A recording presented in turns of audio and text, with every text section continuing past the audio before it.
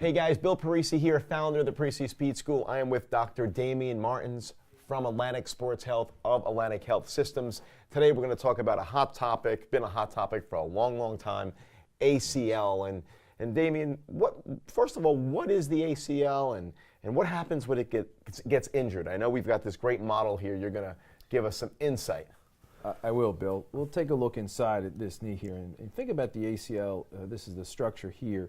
It's the major rope or stabilizer for the knee, and its main function is to stop these two bones, the top bone here being the thigh bone or femur, and the bottom bone, the shin bone. It stops them from sliding forward on each other. And when that's torn or injured, what happens is the meniscus, or these rubber cushions inside the knee that are here in brown, can be torn or damaged, or even worse, the overlying cartilage can be scratched or damaged. So it's an important structure, probably the most important stabilizer of the knee. Now, the ACL typically tears when a femur goes one way and the tibia goes the other way, right? You get this twisting motion of the knee. It can be, and I think what a lot of people forget is that the vast majority of ACL injuries are non-contact injuries. 75% or so are probably not from direct contact or blow, but from deceleration, jumping, pivoting type problems. And so it is very important to remember that the knee twisting motion can cause a lot of damage to the ligament. No, absolutely. You know, the anatomy of the knee is obviously, it doesn't have a lot of range of motion. You know, it just has a hinging motion. Cool.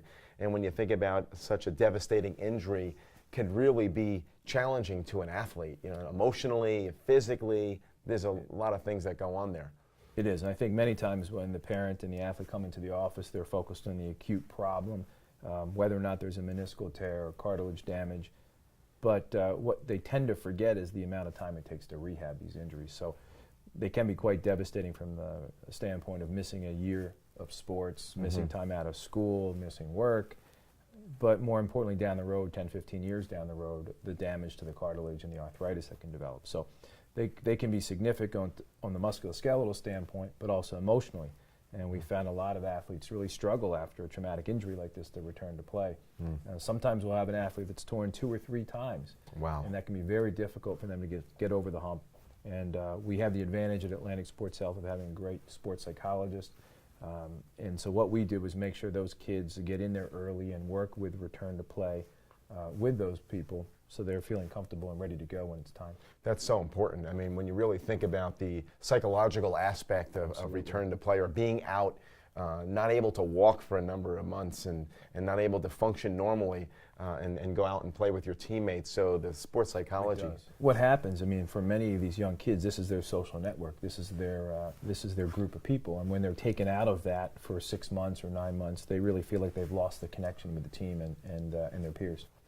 I mean, Atlantic Health, such on the cutting edge of being involved in a kid's career in terms of providing sports psychology and being able to give them those other resources that are so important that sometimes we neglect. Yeah, absolutely, Bill. We've taken a very different approach in terms of managing these injuries. It's not just the orthopedic injury, but it's really taking care of the entire athlete, from the sports nutrition to the psychology to the rehabilitation. Yeah, that's great. Thanks so much for your insight. This was very helpful. Appreciate it.